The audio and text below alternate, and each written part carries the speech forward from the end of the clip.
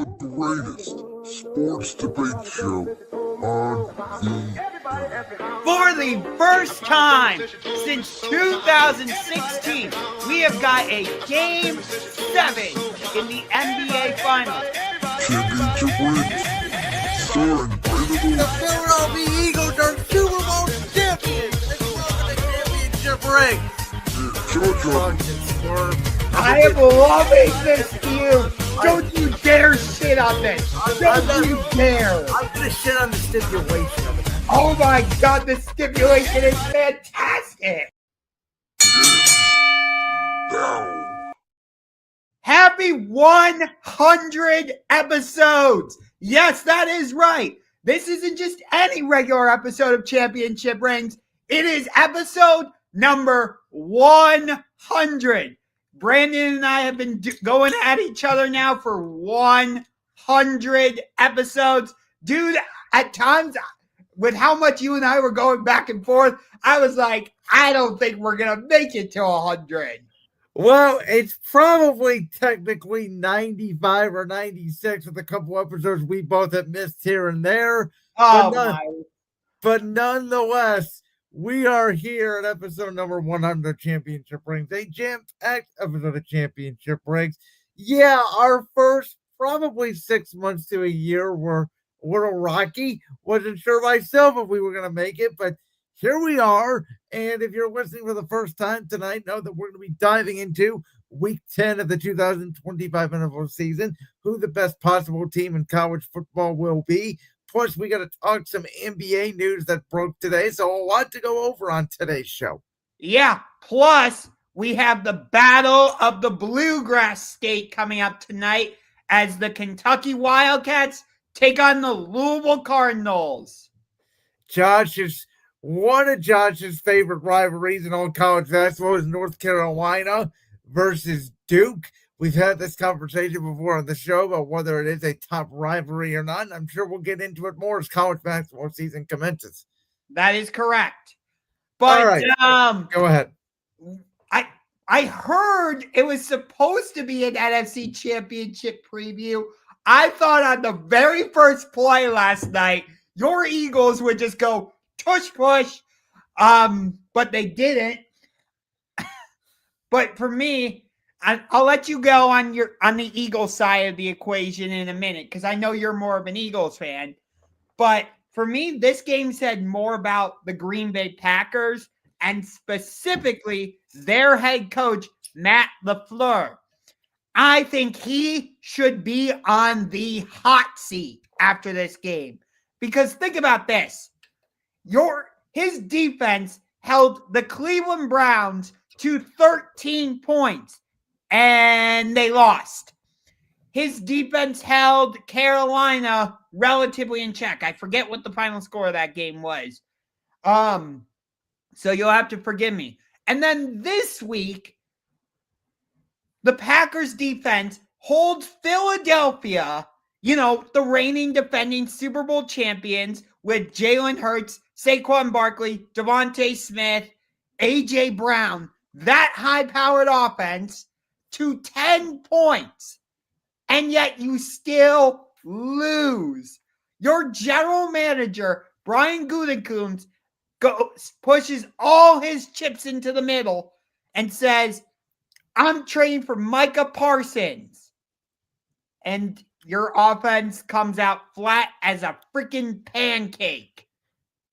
Who, for the record, last night, Micah Parsons led the Packers with 7 pressures. The rest of the entire team had 1 combined. The week prior, the Packers defense held the Panthers to 16 points, and they still lost. So let me go over that one more time, and then I'll let you go, Brandon. In week 3, the Packers held the Cleveland Browns to 13 points, but lost. Last week, they held the Carolina Panthers to 16 points and lost. Last night, they hold the reigning defending Super Bowl champions to 10 points and lost. The floor is yours, Brandon.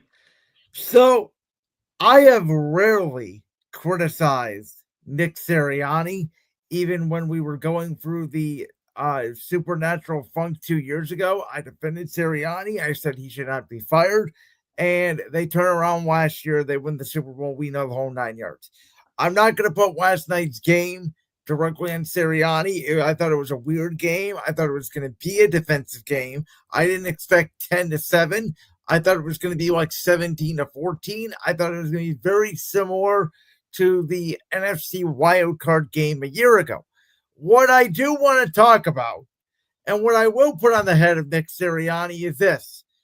Josh, I have no earthly idea in the world of God's green name why on 4th and 6 from about the Green Bay 41-ish yard line, my Philadelphia Eagles decided to go for it, throw a ball up to A.J. Brown.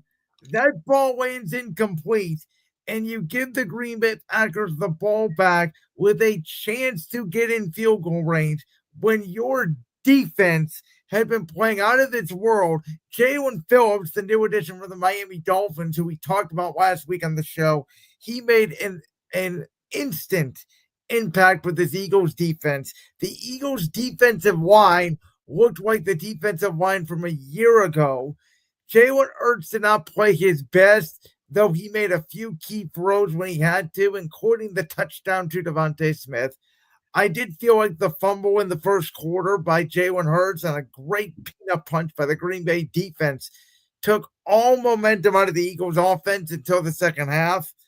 And despite that, all anybody wants to talk about today is how that game was in hand and Nick Sirianni single-handedly almost blew it. Well, you're lucky that the Packers kicker is Brandon McManus, and he completely screwed up the potential game time. I thought that last kick was partially blocked. That's my opinion. I don't think you can miss a kick that bad because it had no chance. It looked like the way it was spinning. It looked like somebody in the Eagles special teams unit may have got a hand on it. Nonetheless, the whole end of the game situation was weird because they brought out for a 64-yard field goal. He got a practice kick way after the timeout was called. Then Green Bay brought back out the offense. They throw a quick out route for no yards, and then they bring him back out. Yeah. The whole sequence was weird. The whole game was weird. I will say, for a 10-7 game, I don't get the argument that it was a very boring game. I thought it was actually a pretty entertaining game for a 10-7 game. There was a lot of action in between the 50s. Just nobody, once they got past the 50, could put the ball in the end zone. Oh, I agree. It was definitely a entertaining game. I mean, it was a lot. Let me put it to you this way. That 10-7 game was a lot more entertaining than the 10-7 game we got on Thursday Night Football. Yes. That 10-7 game was way more entertaining than the 13-3 game we got between the Patriots and Rams in Super Bowl 53. I can tell you that. So, I mean, listen, the Eagles have been obviously a weird team this year. They're coming out their bye, but they still have control of their own destiny for the number 1 seed. And it'll be very interesting. We'll get to the game later in the show with the Lions.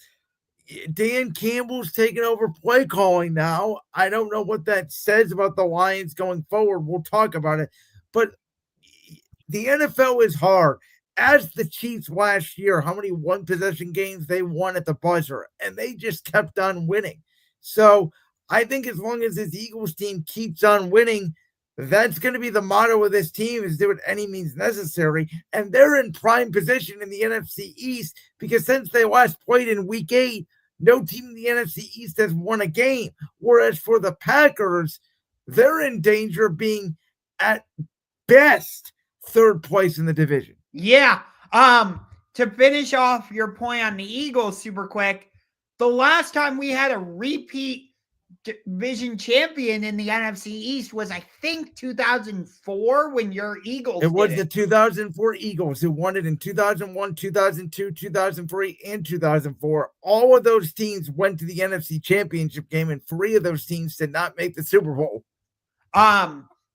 So, and ever since then, we haven't had a repeat NFC East champion, but given the state of the division, I think your Eagles are going to break that streak. But again, not to diminish the Eagles, but I think the Packers side of this is far more interesting.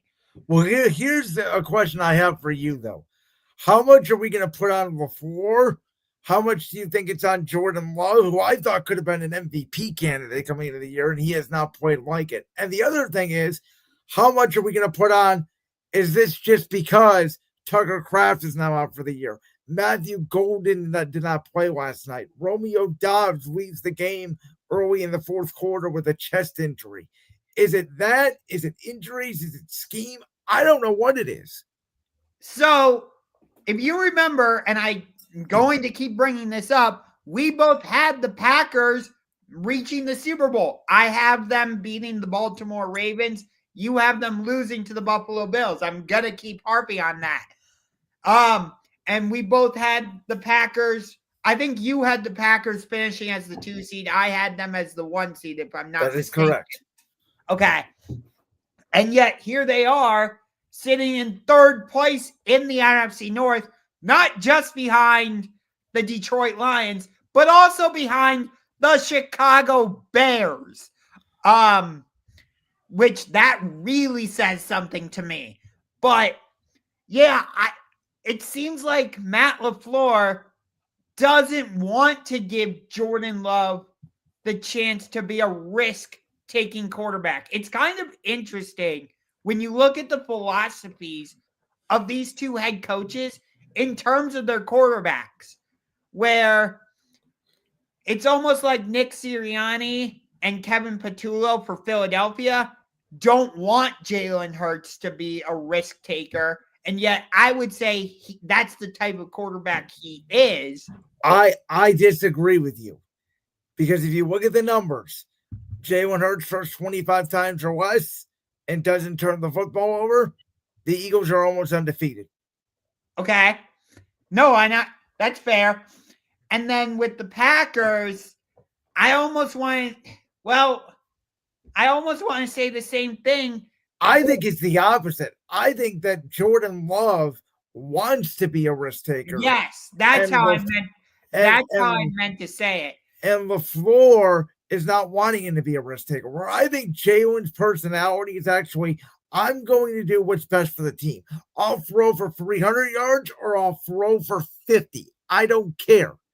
I thank you for saying that. That's how I meant to say it, where Jordan Love wants to be the risk taker. Jalen Hurts, he can be, but he doesn't necessarily want to. I appreciate you saying that because I just said it wrong originally. No, I completely agree. But we do got to move on and talk about a coach that was fired in the Big Apple after blowing a 17-7 lead. I had the Bears bet in this game, and I thought my bet was in trouble because it was minus 3.5.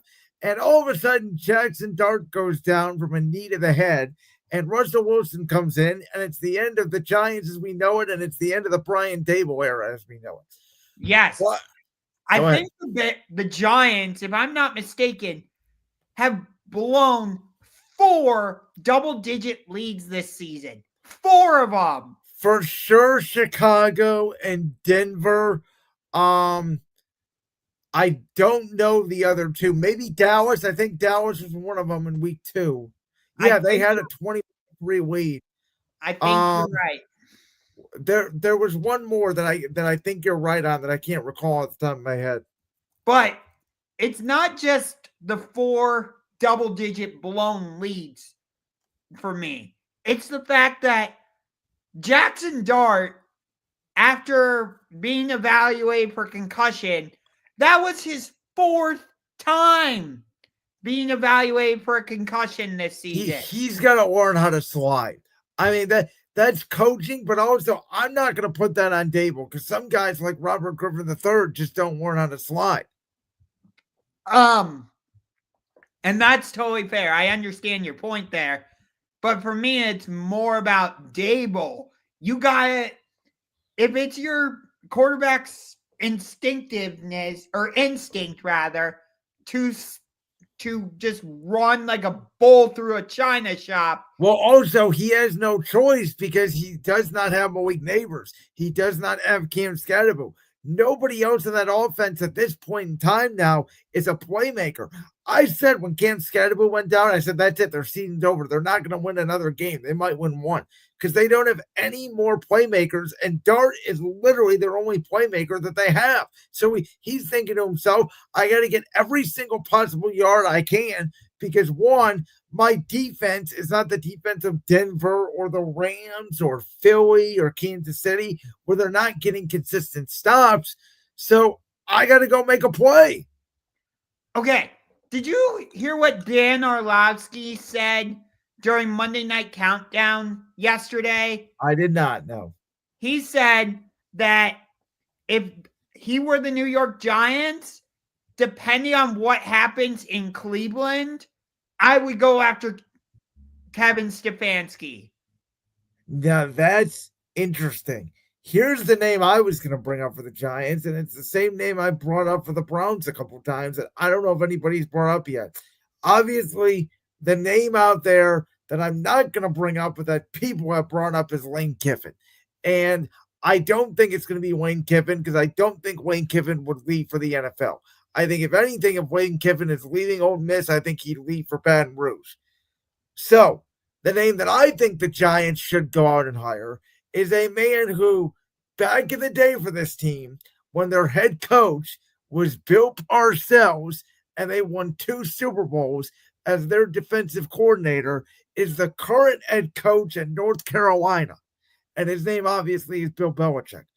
I think if you convince Bill to work with Joe Shane, Bill has a lot of respect for the Giants organization.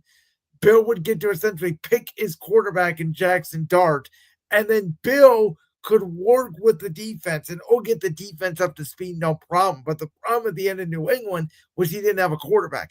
If you think Jackson Dart is your quarterback, I think Bill would have no problem going back to an organization that he clearly respects. As a matter of fact, I think he was disappointed a year ago that Daboll was not fired because I think he wanted the Giants job and it wasn't open.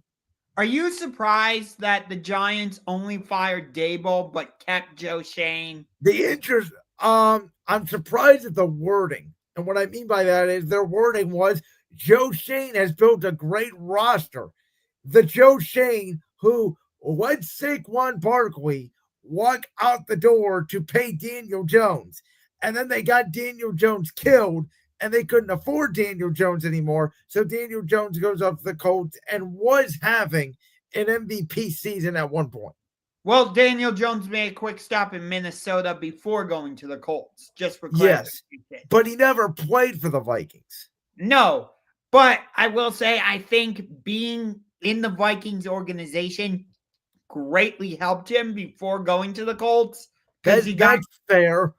I thought they did have a good draft. Obviously, Cam Scatterbo, I think, is a good pick. Andrew Thomas was a good pick. You have Malik Neighbors in these recent couple drafts. I like Abdul Carter.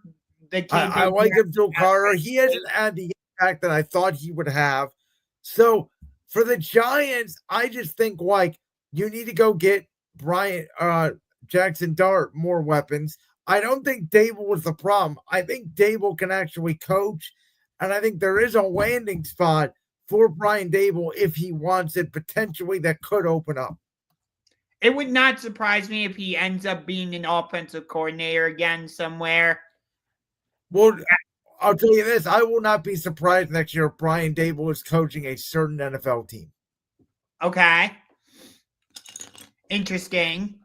But you look at the Giants, and overall, I like their defense with Abdul Carter. Brian Burns is there. Kayvon Thibodeau. they can get after the quarterback.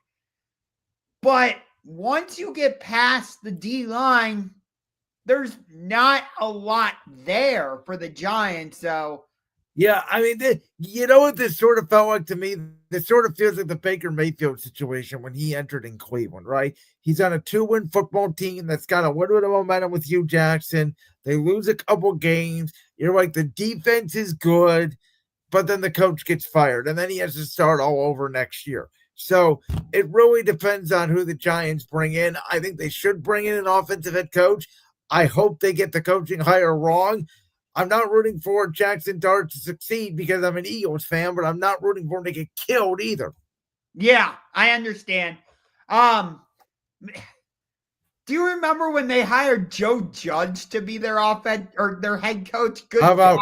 about Ben McAdoo, Pat Shermer, Joe Judge, and Brian Daboll? I have said for years, Josh, don't know if I've said it much on this show, but I have said for years, the Giants are the Browns of the NFC. And I thought the last couple of years, the Giants are worse than the Browns.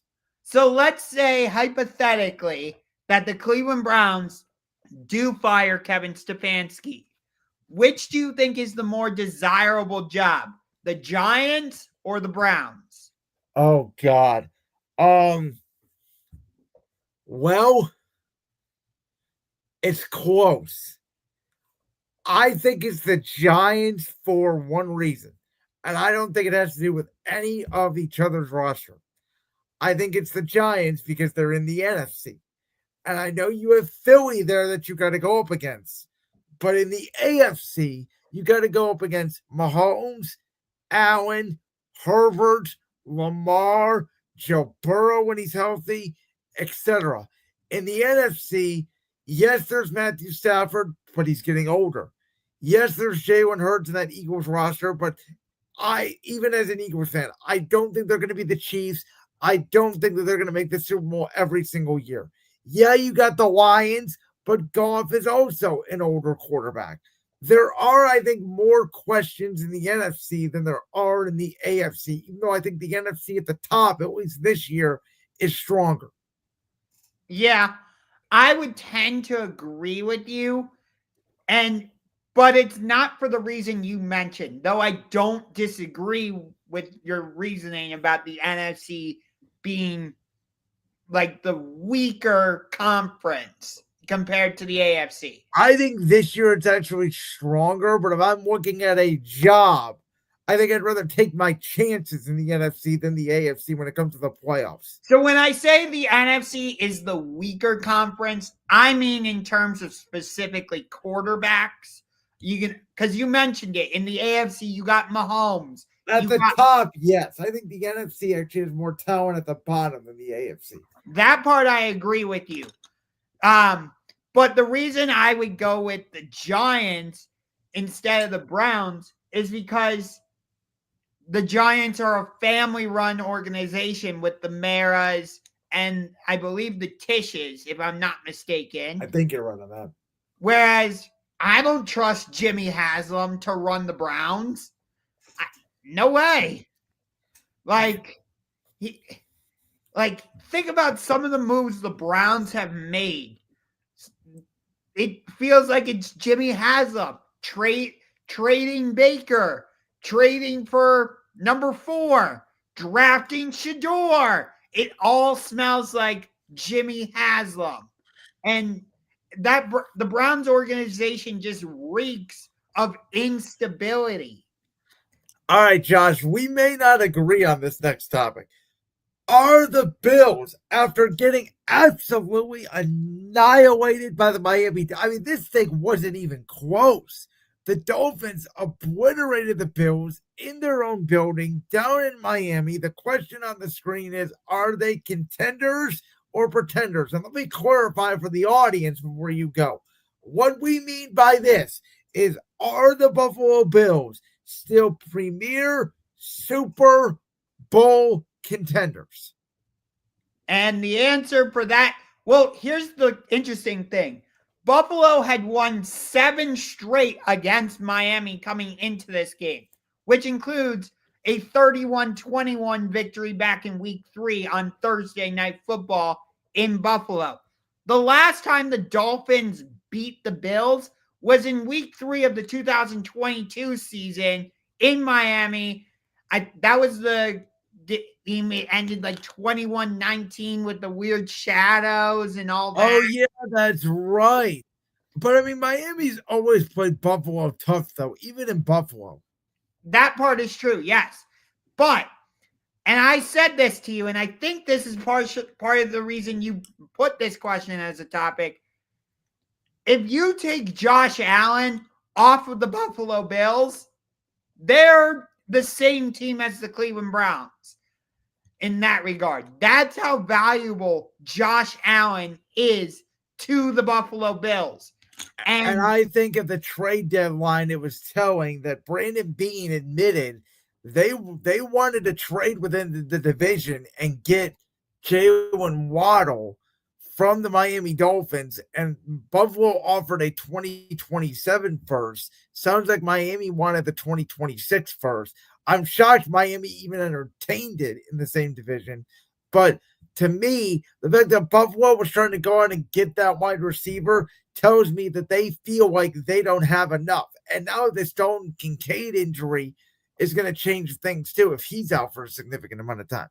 And with all that being said, I believe the Buffalo Bills window is closed. Wow, wait, you're not saying it's closing. You are saying currently today they have no shot to win the Super Bowl. It's closed. Closed. I think they are pretenders.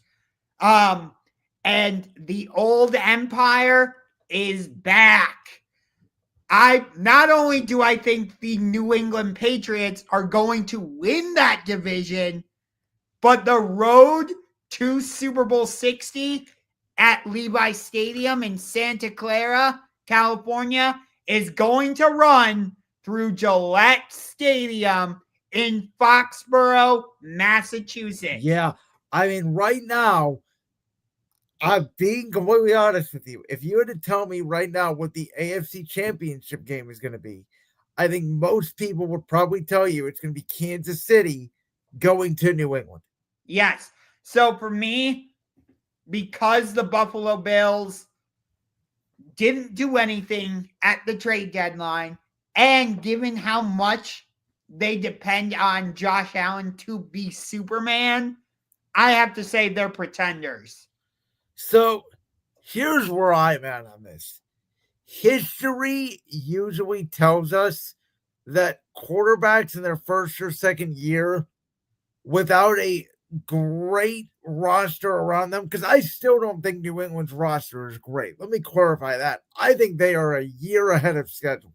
I think that there are holes in that roster still, particularly on the offensive line and at the skill position group, receiver and tight end. I like Hunter Henry, but I don't think he's a world beater.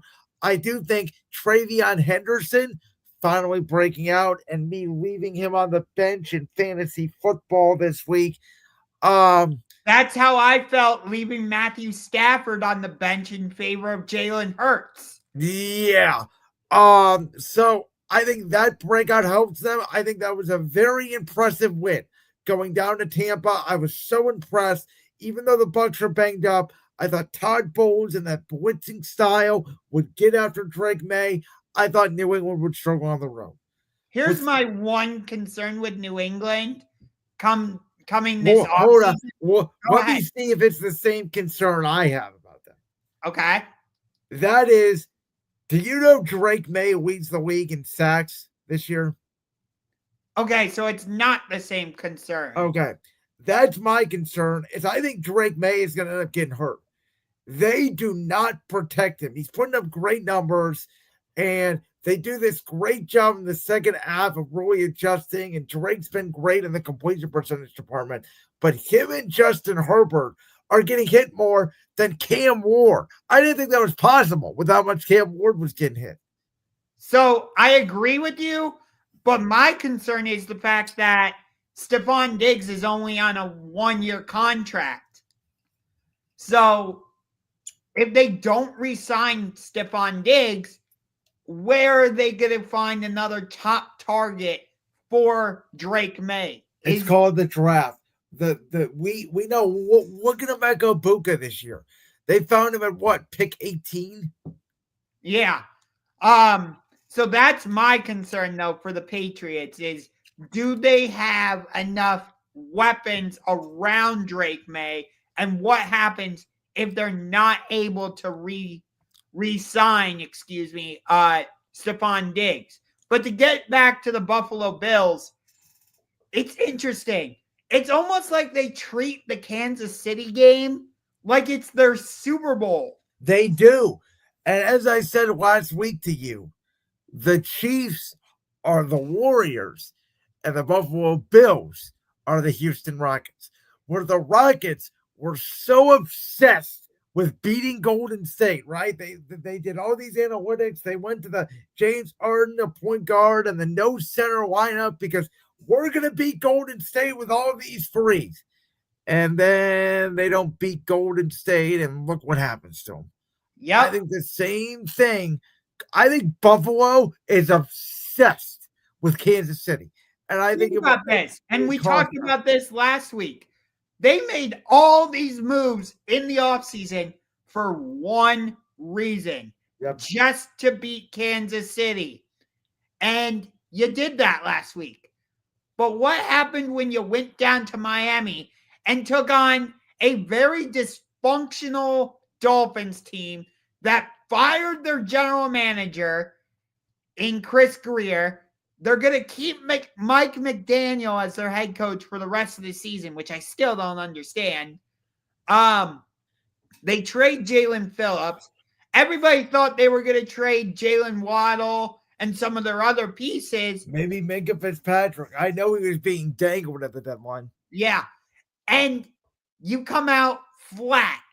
I don't want to say flat as a pancake because that's what the Packers were. Well, there are rumors going around that Josh Allen had the flu. He certainly did play like it. He was completely off the whole game. Who knows if that's true or not? But this is the one thing I wanted to bring up. The last topic we talked about Brian Daboll.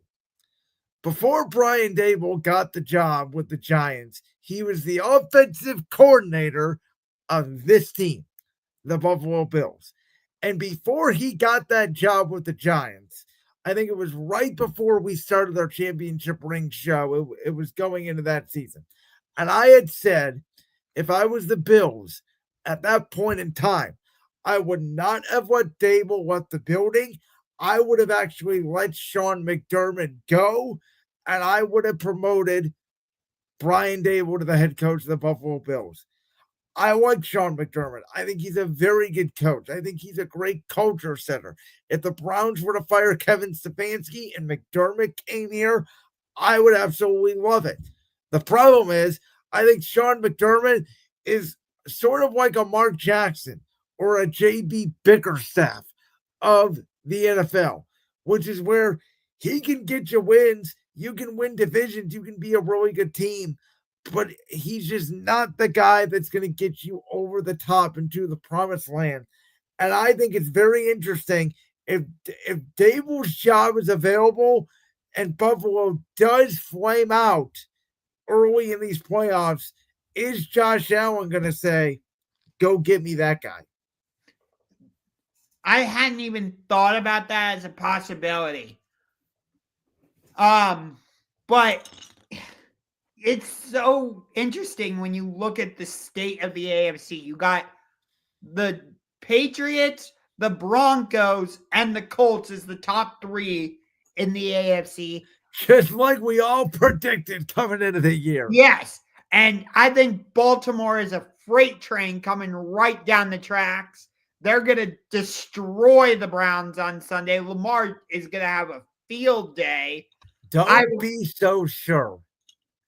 I am not going to be at that game on Sunday due to personal reasons. I will not be going to any more Cleveland Browns games this season, and we'll see moving forward. But I'm not going to speak any more on that. That is personal to me.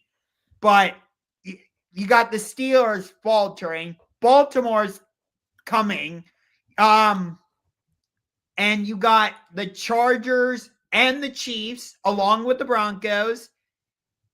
And I thought Houston was dead and buried, but now they're back at 500. A 19-point comeback in the fourth quarter by Davis Mills. Yes. So is there a possibility where somehow, some way, the Buffalo Bills miss the playoffs? If they lose to Tampa this week, it's a possibility. Which I know the Buccaneers are banged up, but I wouldn't put it past Baker Mayfield to pull off a road win in Buffalo. No way. Let's go to a big NFC matchup, though, between the Seattle Seahawks, who I this year predicted would win 6 games. They've won 7 already. They are 7-2. The Los Angeles Rams with Matthew Stafford, who, remember, in our NFL prediction show, we both said, is Matthew Stafford even going to be healthy this year? And yet here he is playing at an MVP level. And these teams, Josh, you have been saying for the past couple of weeks, Lions Bucks is going to be the battle for the number 1 seed in the NFC. Before the year, you said Packers Eagles is going to be the battle for the number 1 seed in the NFC. Are we saying that about this game now between the Seahawks and the Rams? Here's the only asterisk I would put on that is the Eagles already beat the Rams back in week 3 in Philly. So the Eagles have the head-to-head tiebreaker over the Rams.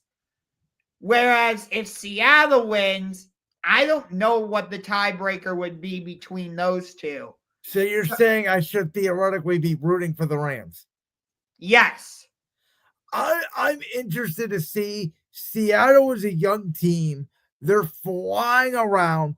They just completely decimated Arizona. That game was over in legitimately 5 minutes, and I'm not joking. That defense, can I speak on that for a second? Go ahead. Mike McDonald has turned this defense into the second version of the Legion of Boom. Like, this DeMarcus Lawrence leaves Dallas and goes, you want to see me get a strip sack? You want to see me do it again? This defense is just flying around. They hit you hard. If you're not ready, they will just blow you away. And then I want them to run the ball more with Walker and Charbonnet. Like I told you, I think Rashid Shaheed was the most impactful move of the trade deadline because now defenses can't rotate their coverage towards Jackson Smith and Jigba. You have to worry about Shaheed on the other side. And I think that's going to be the most important matchup in this game is the Seahawks passing game against the Rams secondary, as in their cornerbacks and safeties.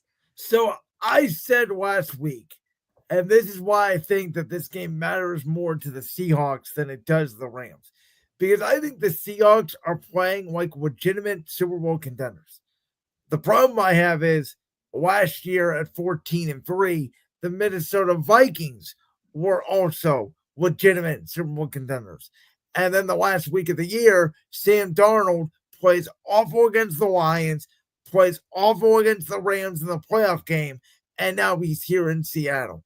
I think the Seahawks need home playoff games, and I think the Rams are more seasoned than Seattle. And in my humble opinion, outside of Baker Mayfield, this will be easily the best quarterback Seattle will have faced all year long to this point in Matthew Stafford. They will be tested. We're going to know for sure how good Seattle is after this game. Okay. I know that the NFL generally does not schedule both divisional matchups to be on prime time, but schedule makers, what are we doing? You could have easily flexed this game into Monday Night Football instead of Cowboys Raiders. Really? Well, actually, They can't, because by rule they can't flex a Monday night game until week 12.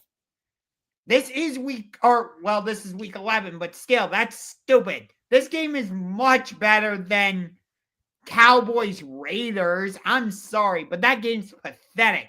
Yeah, how Dallas got a Monday night game and then a bye and then another Monday night game is beyond me. Yeah, and Dallas also has more like national spotlight because they get to play the Eagles at home. Then they host the Chiefs on Thanksgiving. I don't know why the league is obsessed with the Dallas Cowboys. I think they play the Lions on Thursday night after that. But so I think while I understand what you're saying about the NFL can't flex games into Monday night until week 12, in this case, I am saying that is bullshit. This game should be flexed into Monday Night Football. It is potentially for the number 1 seed. These two teams are so evenly matched, in my opinion. I would give the slight edge to Seattle right now because of their defense. Well, it's crazy. Hold on. I'll just go back to your point about the flexing of the Monday Night Football game.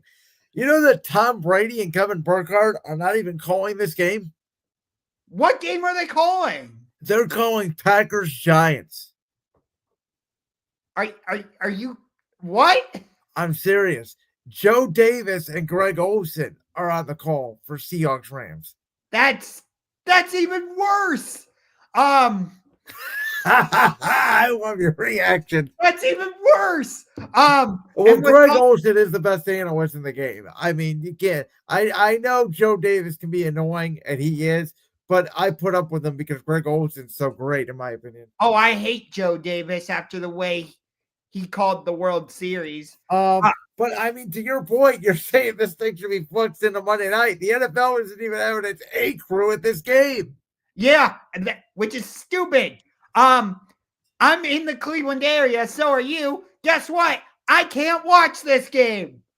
Because we're getting Browns Ravens at 4:25, which why they made the Browns home game against Baltimore in the 4:25 window, I have no idea either. But Browns Ravens is airing on CBS at 4:25. Yes, but the NFL rules say that if you have a team at home, you can't have another game on the other channel. I don't know if you knew that or not. Which means because the Ravens are playing the Browns at 4:25, guess what game I cannot watch? Oh, I don't know. Patrick Mahomes and the Kansas City Chiefs against Bo Nix and the Denver Broncos. Which game do you think I'd rather watch? It may be worth it for you, man. Just invest in a half a season of Red Zone at this point. I have NFL Red Zone. Okay, I didn't know that. Yes, but still, this type of thing pisses me off. And as I just got the loud environment notification on my Apple Watch. As Josh is getting angry. Well, speaking of Chiefs Broncos, should we move on to that game? Because, Josh, I know what people are going to tell me. Oh, you say the Eagles win a tough game 10-7, but then you're cramping on the Broncos for winning the game 10-7. There's a difference. The Eagles were on the road against a good Packer team, no matter what you think about the Packers, in a 26-degree environment in Lambeau Field. The Broncos were hosting a helpless Raiders team at home. And they've done this every single week where they should have lost the Giants. They should have lost to the Jets, who beat the Browns with 50 freaking passing yards. Okay? The Broncos are not good. There is a reason why the Chiefs are favored on the road by 3.5. Some books say 4.5. That never happened for an 8-2 team against a 5-4 team. This is a Kansas City blowout coming off a bye, in my opinion, written all over it. I think this could be like 27-13 Kansas City. And before you go, one more thing. Very interesting this week on Friday. After the Thursday night game, you know that Sean Payton, before he took over the Denver job, he used to work at Fox. Well, he was at Fox. 2 employees there, Colin Cowherd, Chase Daniel, got very close to Sean Payton. before the Raider game, they were talking about how great Bo Nix is and he's a perfect fit for Sean Payton. And then after the Broncos Raiders game Thursday night, both came out on the air on Friday and said that Sean Payton may be thinking about getting another quarterback. I don't think that's accidental. I think Bo Nix has regressed. I heard Dan Orlowski, who you mentioned on ESPN earlier, talking about the fact that in the pocket, there is a clean pocket. There are guys open. He's not seeing it. And I don't care what Denver says. You're 8-2. You're probably the worst 8-2 football team I've seen since maybe the 11-0 2020 Pittsburgh Steelers. It's funny you mentioned the 2020 Pittsburgh Steelers because I was going to bring them up as the perfect comparison. And it's ironic that I'm the one saying that because I predicted the Broncos to win the AFC West when we did the prediction special. And here's the funny thing. If they somehow win this game, you're right, because they're going to win the division. Yeah. But that being said, I still think this game is more important for Denver because you have Kansas City, who is a veteran group. Patrick Mahomes has never been eliminated prior to the AFC Championship. He's a 3-time Super Bowl champion, 3-time Super Bowl MVP, so he knows how to win these types of games. And on top of that, I don't think the Broncos are going to have Patrick Surtain because he's on IR, if I'm not mistaken. Yep, you're right. Which, in my opinion, that's a little bit of the Chiefs' dark magic coming back into play for whatever it's worth. But with Patrick Surtain out, he's really the captain of this Broncos defense. And yet they did play well against the Raiders on Thursday, but there's only so much the defense can do before they just get tired and whatnot. And your offense is going to have to step up. And that's the other thing that I think was the difference between Philly's 10-7 win and Denver's 10-7 win was the Eagles' offense was mostly sustaining drives. They'd get a couple first downs. It would just either be a turnover or a penalty that would back them up, and they just couldn't cash in. The Broncos started this game down 7-0, and their first 4 drives on offense were 3-and-out, 3-and-out, 3-and-out, 3-and-out. Yeah. I was expecting more out of Cortland Sutton this season. And I really liked the kid they drafted at running back, I think 20th overall, if I'm not mistaken. RJ Harvey. No, he was in the second round. It was Hampton who went in the first round for the Chargers. Okay. So here's the thing about Denver, though. It looks like to me, after Bo Nix struggles for about 3.5 quarters, Sean Payton just says, F it. Get in the no huddle and go out there and let it loose. And it's like Bo Nix just calms down. He turns into a completely different quarterback. It's almost like he reverts back to what he was at Oregon. It's weird. I've never seen a team like Denver. Now, they should have beat Kansas City last year in Kansas City, which is the other thing. We all remember the blocked kick at the end of the game where Denver had that game won. Yes. And Denver has to play at Kansas City later in the season. That's a Christmas night game. Yes, I think isn't that a Thursday night game? Yeah, it's technically the Thursday night game on Prime because Christmas is on a Thursday. Yes. But I think the Christmas games again are being aired on Netflix. That is correct. There's going to be 2 games on Netflix, Lions, Vikings, and then Cowboys, Commanders. Okay. And then Broncos Chiefs will be airing on is the night game 8:15 regular Amazon Prime game. Yes. Okay, gotcha. We'll see how they do compared to the NBA, but we'll get I mean, listen, I don't know. I think this game is equally important for both teams. It's obviously equally important for Kansas City if they want to win the division.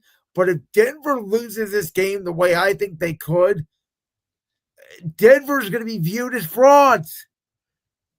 You know what's interesting though, and we've You briefly mentioned them because of their offensive line issues and the fact that they could get Justin Herbert killed. But the Chargers, if you remember, started the season 3-0, or I think 3-0 if I'm not mistaken. And 3-0 in the division. Yes, that's what I'm referring to. They are currently 3-0 in the division. So, if Kansas City wins this game, that opens the door for the Chargers to possibly win this division. Possibly. The funny thing is at 3-0, we all thought the Chargers were the favorites to win the division, and now they're clearly in third. Right. But I still think that if Kansas City wins this game, that reopens the door for the Chargers to win it. Maybe slightly. I don't know. The Joe Alt injury, the Rashawn Slater injury, long term. Maybe they get Amari and Hampton back. The Chargers are like a week-to-week team. I don't know what to make of them. Yeah, that was a bizarre game against the Steelers. Who are you kidding? It was 5-3 until Ed McConkey broke the game open. Yeah, I was like, wait, is this Steelers Chargers or is this Pirates against the Angels? Because to me, the Rams are the equivalent of the Dodgers, and the Chargers are the equivalent of the Angels. That's interesting.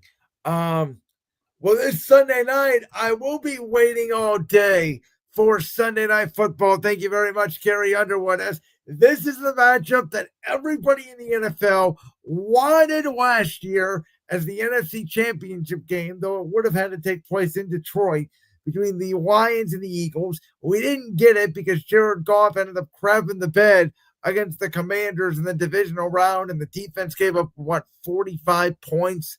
And Dan Campbell now, in my opinion, weirdly and strangely and not very Dan Campbell-like, has all of a sudden taken over play calling for the Lions. Now, they did score on every single drive against the Commanders, but maybe the Commanders' defense just quit.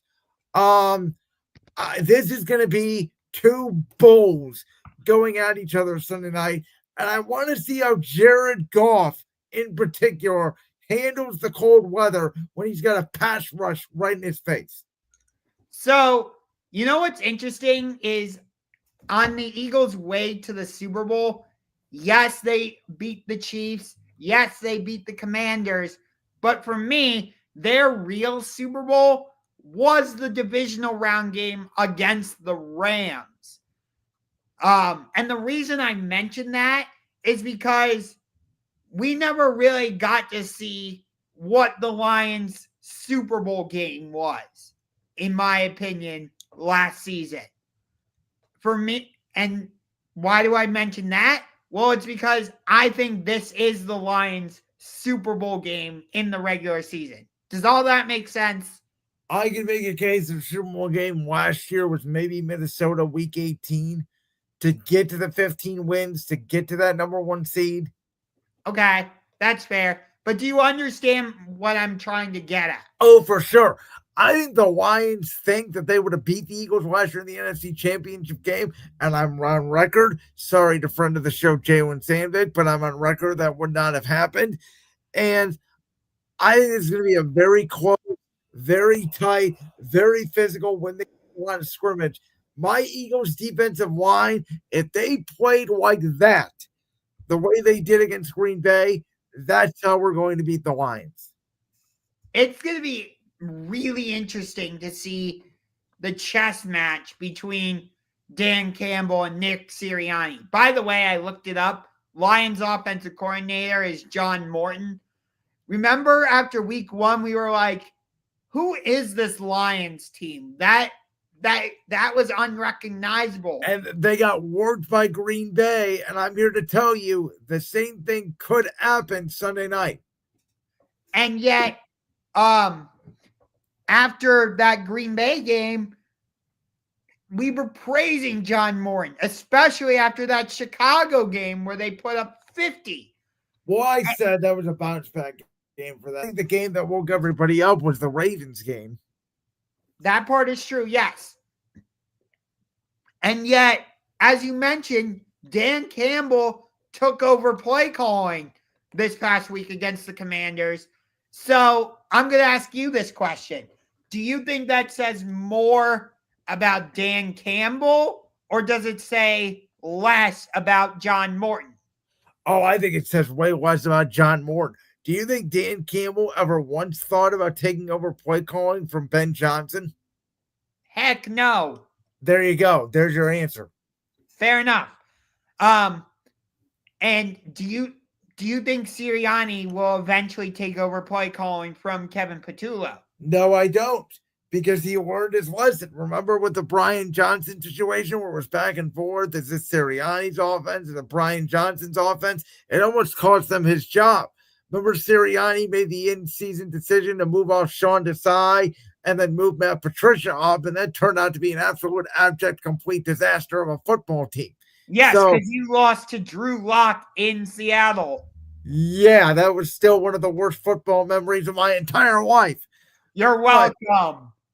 But so no, I don't think Nick will do that. And I don't necessarily think Kevin Patullo is the best play caller in the world. I don't think he's no Kellen Moore, but I think there's guys way worse than him. Mainly a guy in Cleveland known as Kevin Stefanski. And a guy in Cleveland known as Tommy Rees. I don't think they know what the hell they're doing. And so I don't think Kevin Patullo is the worst guy in the world. There are some games where I think he's got a good feel for it. And for whatever reason, this Eagles team seems to be like they play better at home this year than on the road. I think they will be up for this game. And I think it's going to come down to which quarterback makes a bigger play, Jalen Hurts or Jared Goff. In my opinion, Philly's best game of the season was when they went on the road and beat the Vikings.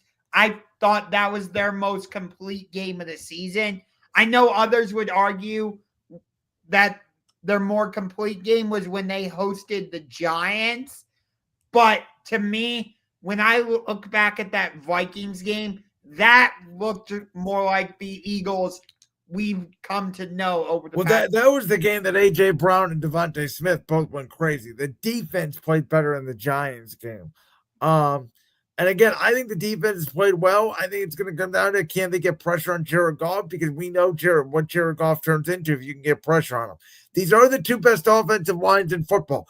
I think the Eagles' offensive line, I got scared last night when Lane Johnson went down. I thought his season was over. And then he ends up coming back into the game.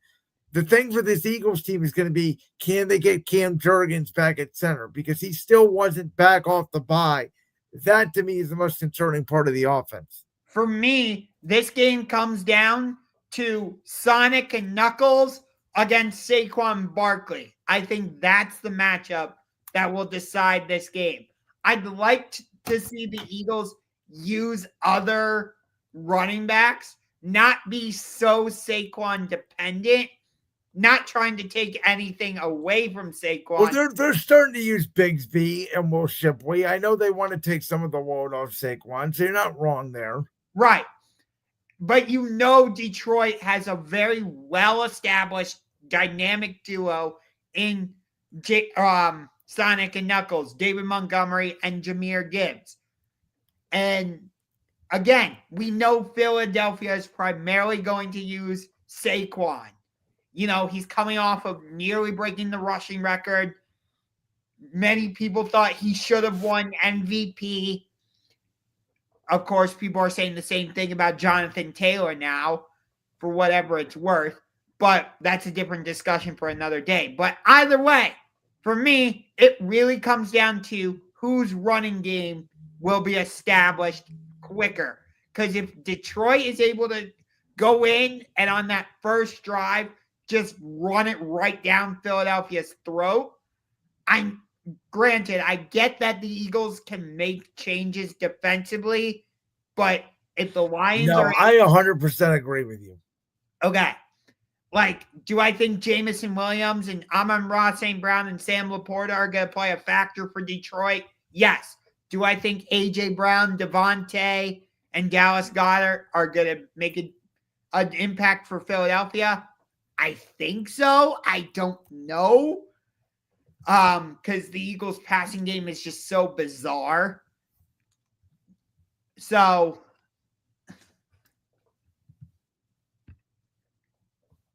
yes, I would agree with you. The Eagles have problems on the offense. I had Jalen Hurts, Devontae, and AJ Brown on fantasy last night. I just barely won my game, even though Jalen was projected to get me like 20 plus points or something. We have fixable problems on offense. Fair Put enough. it that way. All right. Well, we talked about a lot of these games. So I think our top games of the week this week, I think this may be the quickest segment we've ever done because we've gone over a lot of these games. I am winning more creative and very political, improving offensive. So the last point I disagree with. I've told you this before. I like the fact that Jalen's not running a lot more. The offensive line execution, I think, will come with the addition of Cam Jurgens being back, and I agree. I think that mixing up the personnel would be better. But let's get to our top games. Obviously, for me, number one is going to be Lions Eagles because it is my team. I know Josh is going to have Rams Seahawks, which is understandable, or Seahawks Rams, excuse me. That's why I have it at number two. Number three is a game that we alluded to a little bit, that we didn't preview it in full. That is going to be the Tampa Bay Buccaneers going to the Buffalo Bills, because I think the Bills' playoff chances may be on the line in this game in Buffalo. Number four is Chiefs Broncos. And number five for me is a coin toss between two games. I could choose either one of them here. I went with Bengals Steelers only because I think that the Steelers AFC North chances may be on the line. The other game I was thinking about was Bears Vikings, but I think Steelers Bengals may mean more because I think there's only going to be one team getting out of the AFC North and not two. Okay. So number one for me, you are correct. It is Seahawks Rams. We already talked about it. No need to go into it any further. Number two for me, Lions Eagles. Again, we already talked about it. No need to go into it any further. Number three, I thought you might have this game on your list. I'm curious to see how the Jacksonville Jaguars bounce back after that big collapse against the Houston Texans. You got the LA Chargers coming off of a Sunday night win against the Steelers, having to fly across the country to take on the Jaguars. Side note, my two favorite players of all time played for these two teams. LaDainian Tomlinson, Pro Football Hall of Famer. He played for the San Diego Chargers, not the LA Chargers. I had his powder blue number 21. I don't know what happened to it. I can't find it anywhere. If I gave it away, that was a silly mistake, but he's my all-time favorite player. I just loved the way he ran the ball. And then my second favorite of all time is Maurice Jones-Drew for the Jaguars. Again, he was a bit of a smaller running back, but like LT, I really liked the way he ran the ball. And you can tell Josh grew up in Cleveland, Ohio as a Browns fan because he loves other running backs. Yes. So because the Chargers are playing the Jaguars, I had to put this game on my list because my two favorite players of all time, bar none, are their teams are playing each other. Though again, the Chargers should still be in San Diego, not in LA. Because I grew up knowing them as the San Diego Chargers with Phillip Rivers, Antonio Gates, LT, Keenan Allen, and some of the other greats. You know they're the only team to have numbers on the side of their helmets in the NFL, by the way? No, I did not know that. Yeah. So, long story short, Chargers Jaguars is number 3 for me. Number 4 is Chiefs Broncos. And then at number 5, I also have Buccaneers Bills. This game would be higher on my list.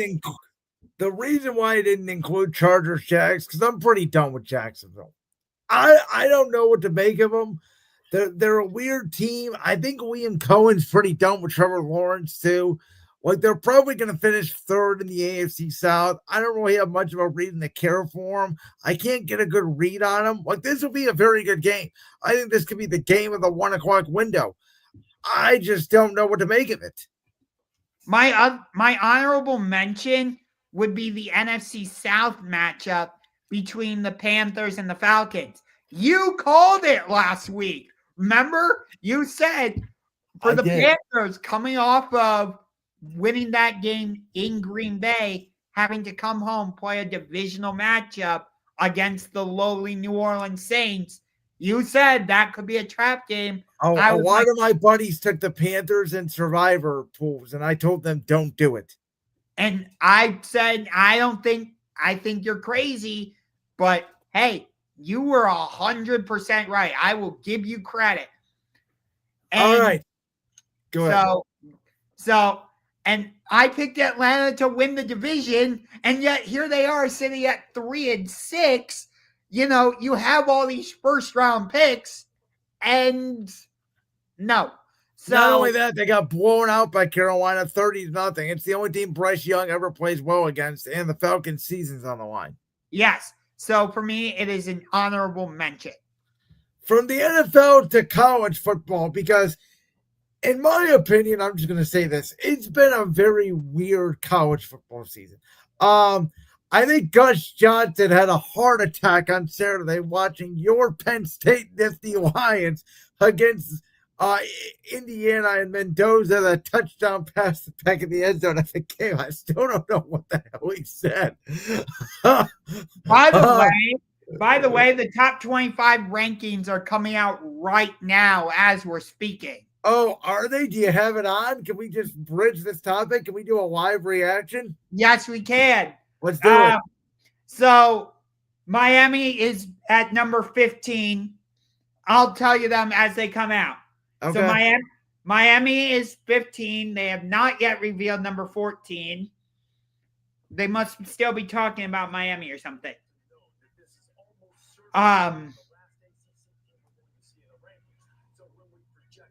Still nothing yet. Okay. Anyway, while we're waiting for the dead air there, I do think back to our original topic on the bar. Go ahead. Vanderbilt is number 14. Vanderbilt. Okay. So I do think Ohio State is the best team in the country. Utah is number 13. Okay. Okay. I have nothing to say about Utah. Okay. So in my opinion, Ohio State is not the best team in the country. Well, who do you think is? The team that went on the road and beat Notre Dame, the team that went on the road and beat Missouri, the Texas A&M Aggies. That's fair. I don't think they have as much talent as Ohio State does. I watch Ohio State. I think they could beat the Browns, the Jets, the Titans, the Saints. I think they're that good. Do you think Julian Sayin is the front runner for Heisman? I would give it to Mendoza personally, especially with the way he played against your Penn State Nifty Lions on Saturday. BYU comes in at number 12. They dropped 5 spots after getting absolutely spanked by Texas Tech on Saturday in a game I was very excited about because that was number 7 against number 8. And while we're waiting, I'll throw this topic in there because you brought it up to me over the weekend. The fact that Texas Tech is not in the SEC, but Texas and Texas A&M are. Yes, I find that fascinating. By the way, Oklahoma is number 11. So Texas A&M has been in the SEC for a while. I think at least since 2008 or something, if I'm not mistaken. I'll look it up to be sure. Speaking of the Texas Longhorns, they are number 10. Oh, come on. They're not the 10th best team in the country. I want to make sure I got this right. When did Texas? No, that's Texas. This is the week they played Georgia. They're going to lose to Georgia. Okay. Texas A&M officially joined the SEC in 2012. So I was off by 4 years. And Texas, of course, joined the SEC last season. And yet Texas Tech remains in the Big 12, which, for me, that's really interesting because you would think that with both of them in the SEC, Texas Tech would want to join them. Notre Dame is number 9. Okay, I can see that. Oregon is number 8. So they move up one spot despite needing a last-second field goal to win on the road at Iowa. But yeah, they should have watched that game to Iowa. Ole Miss is number 7. Okay.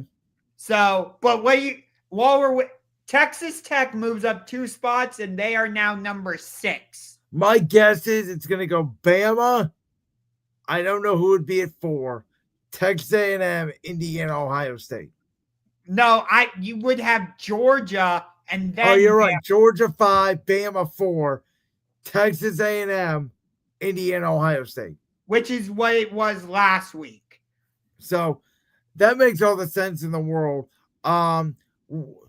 There's nothing really surprising there to me besides Texas. I don't know how Texas, on a bye week, went all the way up to number 10. They're going to lose to Georgia. They only moved up 1 spot.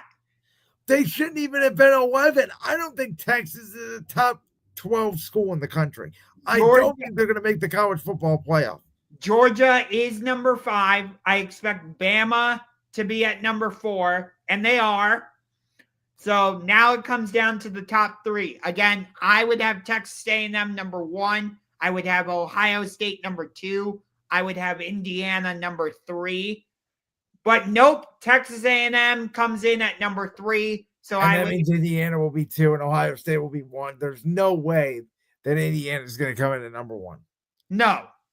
So, in my opinion, like I said, I think Texas A&M has the better resume, winning at Notre Dame and winning on the road at Missouri. No, you're right. Ohio State doesn't have the resume. They haven't played anybody good. They're just bludgeoning people. Yeah. In my opinion, I think you're right that could be the national championship matchup. That would be a great game. And yes, Indiana comes in at number 2. Ohio State comes in at number 1. Ohio State plays UCLA at home this week. They're going to destroy them. Yeah, whoop-de-doo. So again, Texas-Georgia is the game to watch because that's the game that I think we're going to see about Arch Manning is if he improves throughout the season because I think he's going to struggle. I agree. Did you see? I know you don't watch College Game Day quite as closely as I do, but there was a lot of speculation that College Game Day was going to go to a D2 matchup this week, and yet instead they will be outside of Acrisure Stadium in Pittsburgh for Notre Dame against Pittsburgh. Yeah, I don't get that. Why aren't they going to Athens? SEC Nation is going to be there. But weird. I don't know. But there was a lot of talk on social media, especially after Reese Davis put it out there, that maybe they were going to go to a D2 matchup, Battle of the Ravine. I forget the 2 schools involved, but they're basically separated by a highway in Arkadelphia, Arkansas. It's Henderson against, I forget the other school off the top of my head. But people really wanted College Game Day to go there. Well, let's move off college football. We're going to wrap up the night with some NBA talk. First of all, the breaking news that occurred today. Nico Harrison is out in Dallas about 7 or 8 months too late. It should have been fired on February 2nd, the night after he traded Luka Doncic to the Los Angeles Lakers. Mavericks fans have been chanting "Fire Nico" every home game since then. They blew a 13-point lead last night, which was apparently the final straw. But the weird thing here to me is, if you're going to fire Nico, you should have did it at the end of the season. I don't think it's fair to Nico Harrison to say, hey, you get the number 1 pick, draft Cooper Flag. You trade for Kyrie Irving. Oh, he's out for the year and injured. Oh, Anthony Davis, he can never stay healthy. It looks like he's injured again. And now, because we're 14th in the West at 3-8, we're just going to fire you.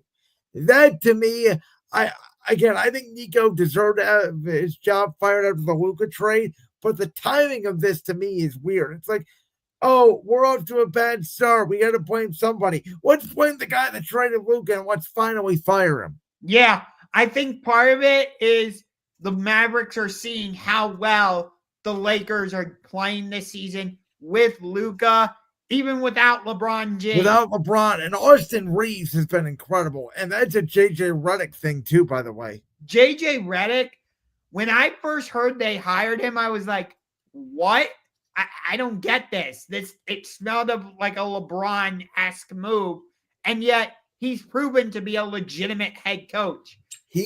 I think the NBA is going to lean a lot more towards these Ben Johnson, because that's what JJ Redick sort of reminds me of, is that the NFL version of Ben Johnson.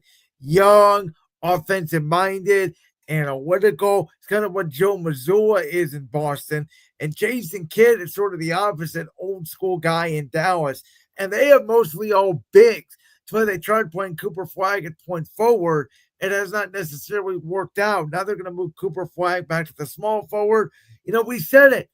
Rookies don't have a big impact in the NBA. And I know I was a little bit higher on Dallas. I thought they could maybe be a playoff team. You did not see it. But I don't think either of us expected them to be second to last in the Western Conference. Yeah. And I don't think it was just the fact that they blew a 13-point lead. Did you see the interaction? I think it was the Mavericks owner that he had with the Lakers fan on the sideline. No, I did not see that at all. So I'll try to find it for you, but it was like there was like an interaction with the Mavericks owner and a Lakers fan wearing a Luka jersey. And apparently the Mavericks owner was saying I'm going to do right by this for the fans and whatnot. Wow. And that's the new owner, by the way. That's obviously not Mark Cuban. You know what?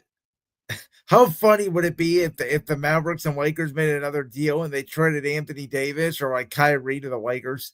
By the way, Patrick Dumont is the Mavericks owner. Okay. Yeah, it just sucks for Mavs fans, man. Yeah. And this is only the start of the issues the Mavericks are happening, because they share the American Airlines Center with the Dallas Stars of the NHL. And those two are having legal issues about stuff with American Airlines Center. I don't know all the details, so I'm not going to try and get more into it. But those two are basically suing each other about who owns American Airlines Center and what they can do with it. It sounds like the Stars want to try and move out and build their own arena, but the Mavericks are holding them hostage. I think I have all the details right. I don't know, but that's the extent of it that I know. Sounds like the season of hell there in Dallas. But what it has not been the season of hell is the NBA ratings. Josh, this number, did you see the number? Because if not, I'll tell it to you. This number is astonishing. No, I did not see this. That according to the NBA, and this is a quick note here, national televised games. So that includes games on Amazon Prime, Peacock, ESPN, NBC, etc. They are up in ratings by a whopping 92% compared to last year. Now, what are the reasons for this? I don't think it has to do anything with the way teams are playing. I don't think everybody is tuning in to see the Thunder or the Nuggets or the Lakers or the Pistons or the Cavs or the Bulls or any of these early teams. I think it all mostly has to do with the games are now accessible. They're on Amazon Prime. You can get them on streaming. They're on NBC. They're on broadcast, as opposed to them being on TNT and not everybody having a cable subscription, and the fact that they are on every single night. So instead of you having to just watch ESPN on Wednesday and Friday and then TNT on Tuesday, now you get NBC on Tuesday, Peacock on Monday, Prime on Friday, ESPN on Saturday or Wednesday or whatever day they're on. So it's accessibility. And not only that, but with the streaming packages now these teams have for their local teams, everybody but the Rockets apparently has one now, is what is allowing for these fans to watch their team. Yeah, I agree. And I also think the NBA is trying to put good matchups on these networks. That, and they're trying to market their stars a little more, the Kate Cunninghams of the world. They had them on against the Wizards on Peacock Monday night. You have your SGAs, obviously. I'll say this. I think early in the season, this NBA season, there has been little to no defense being played. We saw the Cavs go to double overtime last night against Miami. Kate Cunningham missed 30 freaking shots last night, the most by any NBA player in a regular season game ever. And all these teams are doing is shooting. They're putting up 120 points a game. I myself, again, particularly do not find that entertaining, but maybe it teaches its own. By the way, the doubleheader tonight on NBC/Peacock is Boston Celtics at Philadelphia 76ers, followed by the Denver Nuggets at the Sacramento Kings. I also do wonder this. Is this 11 o'clock p.m. Eastern /8 p.m. West Coast start time for the NBA helping West Coast viewership? Because we thought it would hurt Eastern time viewership, and maybe it has a little bit. But that would be interesting data to see if this experiment by the NBA to start these games at 11 o'clock Eastern is actually helping because of the West Coast viewership. Right. But that means for us on the East Coast, games aren't ending till like 1 a.m. At least. And for those games are on Peacock always because our local news is on at 11. That is true. And by the way, the national game tomorrow on ESPN, Magic Knicks at 7, and then it'll be Lakers Thunder at 9:30. Obviously, Lakers Thunder is a good game. I don't know. I tell you this all the time, and I know you really don't understand why. I can't get in the NBA till Christmas. That's when the NBA really starts for me. No, I do understand why. Because you don't feel like that the first part of the regular season really matters. And you know what? I do get that. I think the NBA needs to cut the season down to 60 games or start the season later. You mean so they don't butt right up against the World Series? I think they need to come right up to the World Series, and as football is winding down, we can get right into basketball. I don't think anyone's really paying too much attention to basketball in late October and early November when it is football, NFL, and college football now, because I think college football is becoming the second highest viewed sport behind the NFL. And the World Series in baseball just got double what the NBA Finals got for Game 7, and we only had one U.S. team representing our rating system. I think part of that is Game 7 for the NBA Finals was Pacers Thunder, two small market teams. Whereas with Game 7 of the World Series, you had two very well-known franchises in the LA Dodgers and the Toronto Blue Jays. Both have a long storied history. The Thunder and the Pacers don't necessarily have that. So to me, that certainly ties into it as well. No, you're right. I think of this viewership story wasn't MLB viewership was up 10%, and everybody considered that a huge win.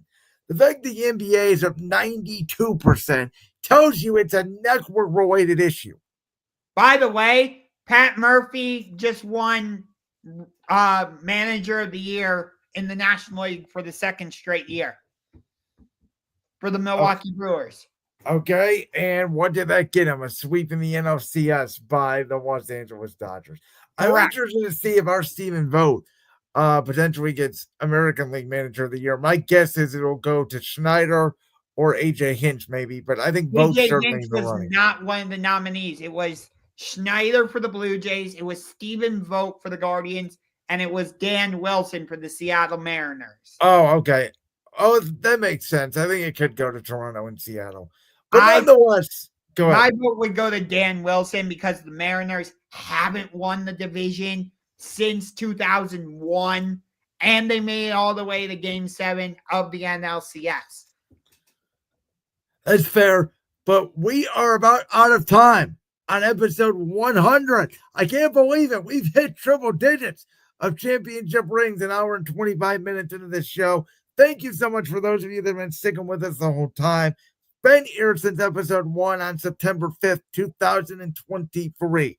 For the host of Brandon's World, I'm Brandon Lewis. He is the host of the Sports Room Talk Show. He is Ungar to the max, Josh Ungar. And this has been Championship Rings episode 100. And Josh, as always, my friend, you have the final words tonight. In about a half an hour from the KFC Yum Center in Louisville, Kentucky, it is the Battle of Kentucky as the Kentucky Wildcats take on the Louisville Cardinals. Unlike Duke, North Carolina, where they play each other twice a season, these two teams only play each other once because Kentucky is in the SEC, Louisville is in the ACC. By the way, there is a possibility Duke and North Carolina could meet a third time in the ACC tournament at some point. But this rivalry between Kentucky and Louisville hasn't really been relevant in quite a while, and that's because Louisville has been pretty bad. But this is now a top 12 matchup. Kentucky is number 9. Louisville is number 12. Louisville is favored coming into this game. I hope the rivalry comes back. Of course, Louisville won a national championship in 2013, but that was later vacated. And because of that massive scandal, it's felt like Louisville has been down in the dumps for a while. They are usually a powerhouse in March Madness along with Kentucky. So hopefully this is the reignition of the rivalry tonight. I am for sure going to watch it because it is Kentucky-Louisville. I don't miss these types of rivalries. Hell, I get North Carolina Duke on my freaking birthday. Happy 29th to me. I think with that, that'll be a good way to close the show. We'll see you next week on episode 101 of Championship Rings. See ya. Go watch Kentucky.